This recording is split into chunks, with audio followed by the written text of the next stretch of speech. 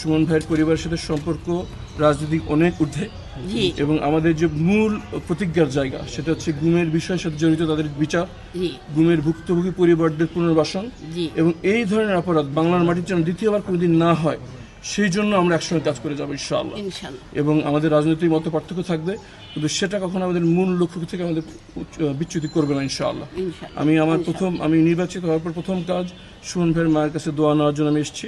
আমি দোয়া নিয়ে মাঠে নেমে গেলাম। আব্বা ইনশাআল্লাহ আমাদের ওই অধিকারের আন্দোলন কিছু অর্জিত হয়নি, অর্জিত না হওয়া পর্যন্ত আমি থামবো না ইনশাআল্লাহ। জি আব্বা জি আব্বা দোয়া করবো। জি আব্বা